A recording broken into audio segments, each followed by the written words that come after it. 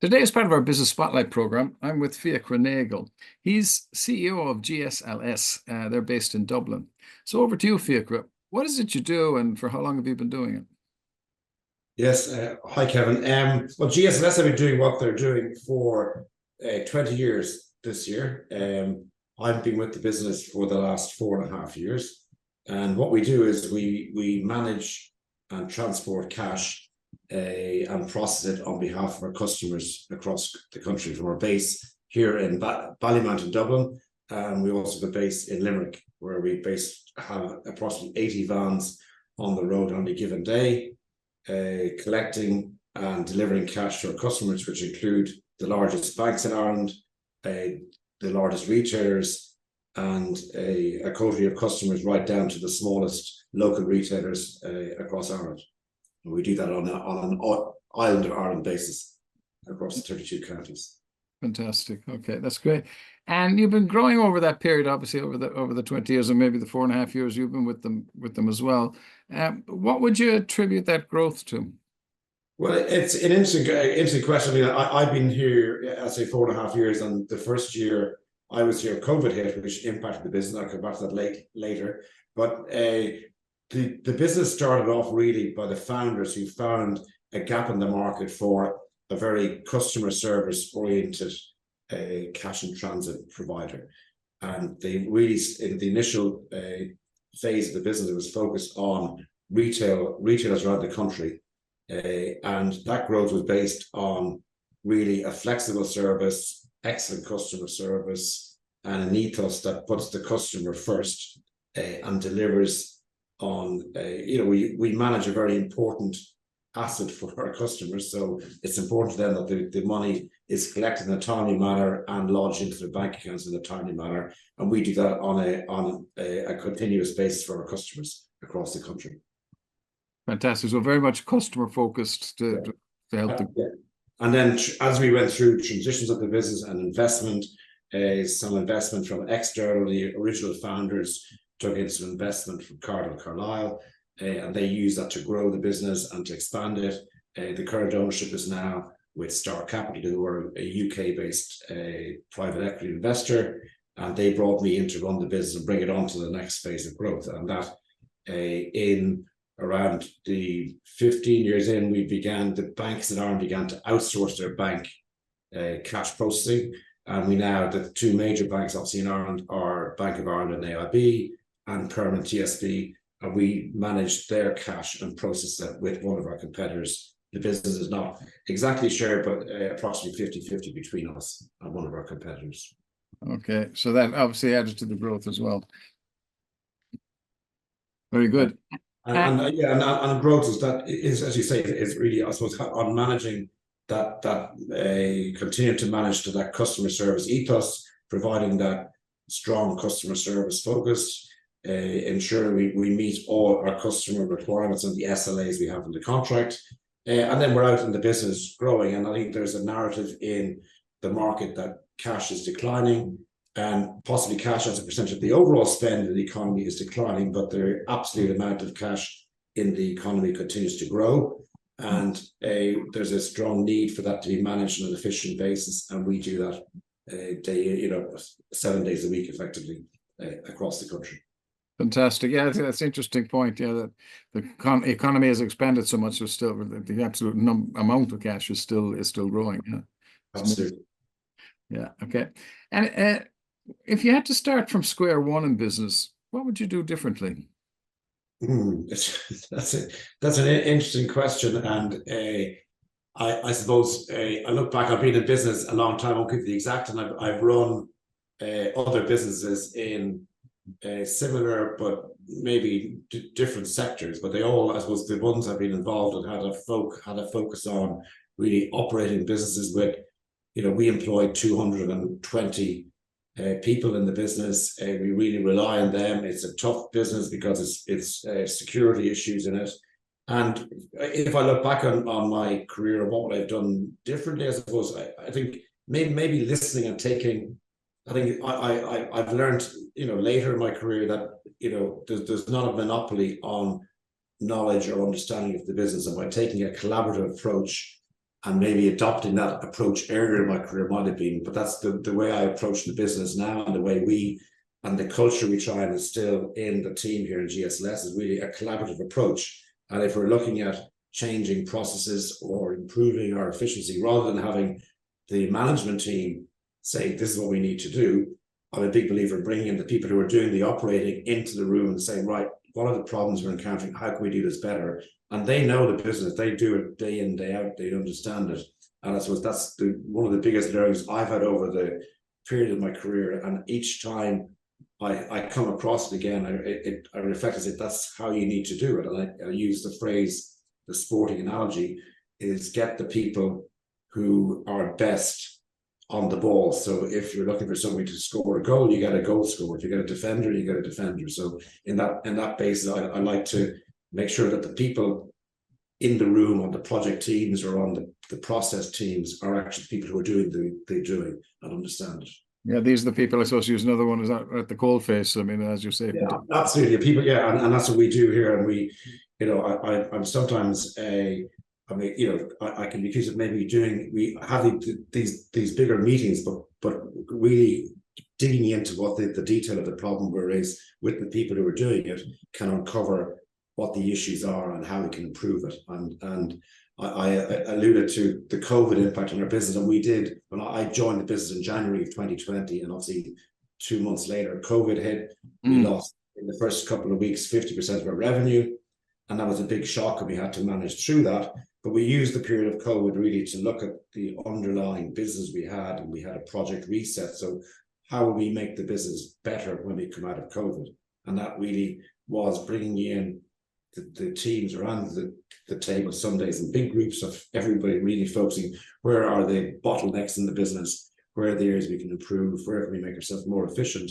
And we had, there wasn't one silver bullet to this. There was a range of small actions we had to take on a week to day-to-day basis. And over a period of 5 to 6 months, we addressed most of those issues, which meant that when we came out of lockdowns and COVID, we were in a better place than when we went into it. And that helped, going back to your original question, that's helped us grow as we've come out of COVID. Fantastic. Yeah, great. As you say, reset of the whole business was fantastic. What are your biggest learnings as an employer since you began in business? I think you touched on a bit of it already, but yeah, that's it. As I was, not to be afraid to learn, and not to be not to be afraid, that not to be blinded by what you know. Is not that and things change, and we look back on how things change, and if you stay set in your ways in terms of how you've always addressed things, or how and the phrase I never really like hearing in a meeting or is that's the way we've always done it, and that's, for me, is something that is a learning that I've taken from it, is not to be blinded by the knowledge you have of how you did things previously, and try and look at problems in a different way. And the other learning is that, and maybe it's the nature of the business I've been involved in, they've been heavily reliant on obviously people running the business and doing the doing in the business, and just understanding what their drivers are and it's not always financial. They've got other things in their lives they might be looking for, and what do they want out of their working life, and to try and get to the bottom of that can help you in understanding where you need to get to. Fantastic. Yeah, no, I agree 100%. We're all aware of businesses that we, well-established market, etc., and they go broke, and they're trying to figure out what happened there, sort of thing. And almost always they've been, they're like generals who fought work that, still fighting the last war, sort of thing. Yeah, and you need to adapt, and things change in our business. It changes. Our customers change. You need to be aware of what that change is and how you could adapt your business model to cope with that as well. Absolutely. Couldn't agree. Yeah. 100%. Yeah. I mean, the one consistent thing about the market is that it will change. The environment will change. And we learned that, we learned that, I think, globally during the COVID was a crisis that hit the whole world at the same time. We had to adapt and change. And there's been lots, although obviously been a negative impact at the start, I think there's been positives have come out of that. And our approach to work and working life and how we work has changed a little bit, which makes it more flexible, and that's a good thing as well, I think, Fantastic. Yeah, fantastic. I suppose the other one is, how do you balance your personal life with the demands of running a business? Yeah, it's tough at times, and when you run a business, it can be it's all consuming in that you're involved in it and you're invested in it emotionally, let's say, in terms of the success of the business, and you need to I try and make a clear divide between when I'm working and when I'm with my family or with friends, and I keep those kind of parts of my life quite separate. But I think it's around planning and organizing a schedule that where you are and what you're doing. I'm lucky to have a supportive family who help me do that and make sure that I can, but to make sure that when I do get home from work or get back from work in the evening or the weekends, I tend not to get too involved unless I really have to, unless something happens or there's a crisis. I tend to keep them quite, I think I do, after long years of experience, I have a good way of managing that, and it works for me. But I think you're always, in one sense, you're always, and the nature of this business now is we're effectively 24/7. We've got vans on the road from 6 o'clock in the morning to late at night, so we're always on. So something can happen. There can be a traffic incident, a security incident. Touch wood, they don't often happen, but we need to be aware. So I need to be available at awkward times if things do happen. And going back to the original kind of question or discussion we had around customers, it's making sure that our customers are looked after and that we're doing our best for them. So that I need to keep that the back of my mind as well. Fantastic. Yeah. So planning ahead. And what qualities do you look for in employees? And how do you foster a positive and productive work environment? I think you touched on the collaboration there, but any advance on that? Yeah, well, it's we have a big focus in our business, and it's as I said, it's a tough. And if you look at, we've got 78 drivers at the moment on our roster. They do a really tough job because they're out, from early morning to late evening. Some people and they're obviously not only dealing with the traffic issues and all the roadworks and incidents that happen, and on a tight time schedule, they're also carrying a valuable commodity around, so they're at risk effectively from anybody with a criminal intent. So they're under pressure. So we need to be aware of that. So the people is trying to hire people with the right attitude, the approach to customer service, the flexibility that they will do, and we generally find the people that will go the extra yard for us. But we need to be going back to what I said about finding out what is their driver in life or in work, and understanding. And we have a whole program of work around things like learning and development, diversity and inclusion, engagement with our staff. We measure our staff engagement.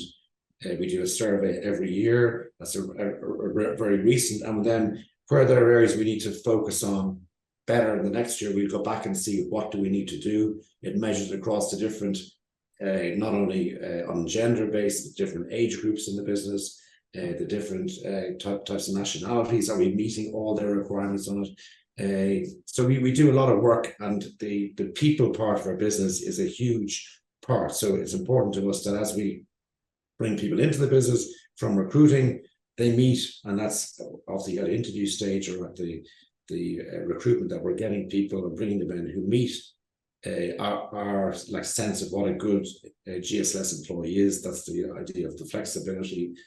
But also that we're flexible with them. So it's a two-way street. If we expect you to be flexible, we will be flexible with you. So if you have requirements around family needs, medical needs, time off, we'll work with you on those bases, and we get the payback then when they're working for us. They work, it works really well, and that's a huge, it's a big piece of the work we do here is managing with our HR team, managing the people side of the business and our people strategy.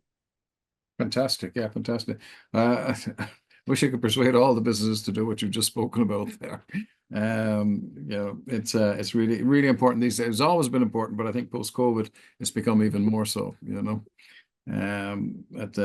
So, and I suppose just to round off, what are some of the common misconceptions about running a business, and how do you address them? Yeah, I don't I know the common. I mean, the common misconceptions about that I think it's hard to phrase exactly the answer. I think there's people, things will always go wrong, or things will happen. They may not be out. There are things that are outside your control that will impact on the business. And we mentioned the big one, the COVID. But on a daily basis, we get it all the time. So, for example, there could be a road accident on the M50 that will delay our vans coming back.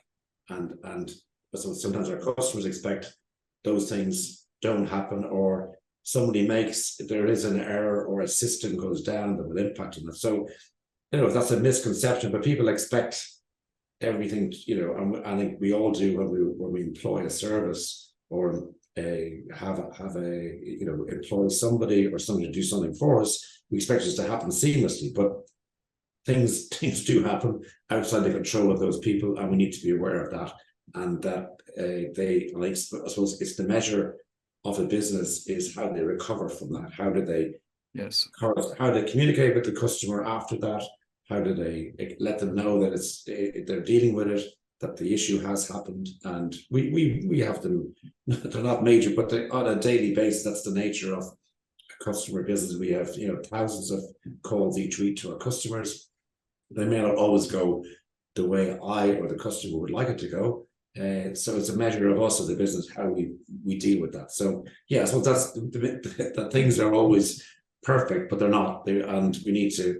And yeah, I don't know any misconceptions. I think people generally understand about how businesses work, and it's the nature of just the whole service sector, that we're a business that has to employ people, that has to pay for vans, invest in vans, pay the petrol or diesel in the vans, and that there is a cost to that.